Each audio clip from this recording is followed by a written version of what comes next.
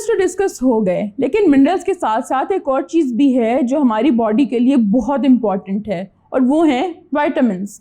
Vitamins ऐसे chemical compounds हैं जो हमारी बॉडी को बहुत थोड़ी क्वांटिटी में चाहिए होते हैं, but they are very important for the normal functioning and metabolism. They are also needed for normal growth and development. Vitamin दो ग्रुप्स में डिवाइडेड हैं, एक है फैट सॉल्युबल और दूसरा है water soluble. Fat soluble vitamin जो हैं वो हैं vitamin A, D, E and K, जबकि वाटर सॉल्युबल विटामिन जो हैं वो हैं vitamin B and vitamin C. अब सबसे पहले विटामिन ए है। It's the first fat soluble vitamin to be discovered in 1913।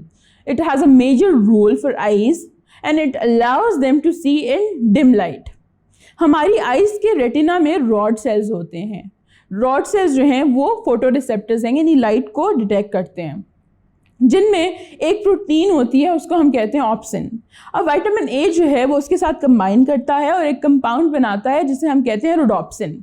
अब rhodopsin it is very sensitive to light, क्योंकि वो बहुत ज़्यादा सेंसिटिव है लाइट को लेके, तो that's why it allows vision in dim light, यानी वो हमें अंधेरे में देखने में या कम रोशनी में देखने में हेल्प आउट करती है।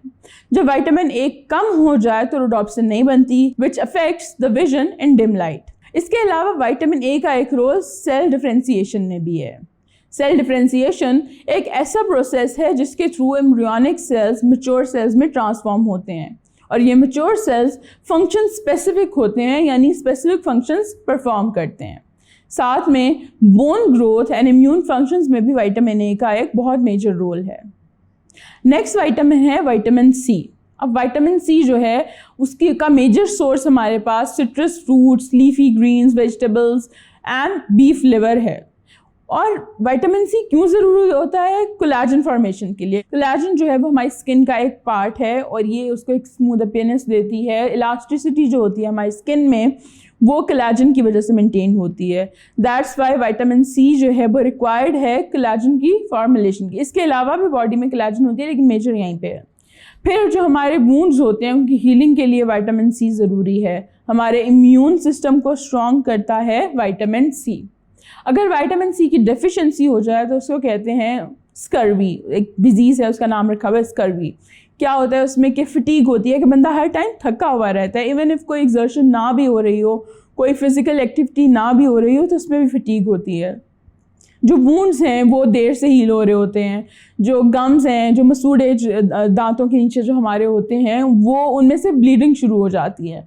तो अगर आप में से किसी को if you suffer from bleeding gums तो you should get your vitamin C checked कि उसकी कमी तो नहीं है। उसके साथ साथ जो हमारे जॉइंट्स हैं उसमें भी पेन होता है अगर हमारे अंदर विटामिन सी की कमी हो। फिर नेक्स्ट आ जाता है विटामिन डी। जो विटामिन डी है वो जो सोर्स है उसका वो फिश लिवर ऑयल है। ये एक बहुत कॉमन ऑयल है, हर जगह अवेलेबल होता है, और जो सप्लीमेंट्स हम लेते हैं विटामिन डी के वो भी फिश लिवर ऑयल के ही होते हैं। फिर नेचुरली हमें ये मिल्क से भी मिलता है, घी एंड बटर से भी मिलता है, और जो हमारी स्किन है वो भी सिंथेसाइज करती है vitamin D in the presence of sunlight.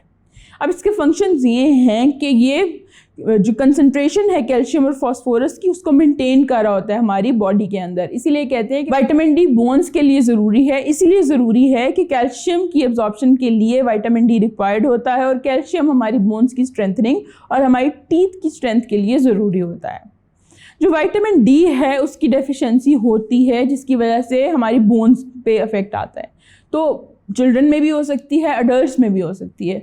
अगर विटामिन डी की डेफिशिएंसी चिल्ड्रन में हो तो एक डिजीज़ है दैट इज़ कॉल्ड रिकेट्स, जिसमें बोन्स जो हैं वो कमज़ोर हो जाती हैं, और अगर क्योंकि बॉडी का प्रेशर होता है, वेट है उन पे, तो अंडर वेट वो डीफॉर्म हो जाती हैं, झुक जाती हैं, बेंड हो जाती हैं। अगर अडल्ट्स में विटामिन डी की डेफिशिएंसी हो तो उसको हम बोलते हैं ऑस्टियोमलेजिया, या सिंपल वर्ड्स में हम कहेंगे सॉफ्टनिंग ऑफ बोन्स, जिसकी वजह से जो फ्रैक्चर्स या हड्डी टूटने का जो रिस्क है वो बहुत ज़्यादा बढ़ जाता है। तो इस तरह ये सारे विटामिन्स हैं जो हमारी बॉडी के लिए फंक्शनिंग के लिए ज़रूरी हैं, और इनकी डेफिशिएंसीज हमारी बॉडी की प्रॉपर फंक्शनिंग को इस तरह से इम्पैक्ट कर सकती हैं।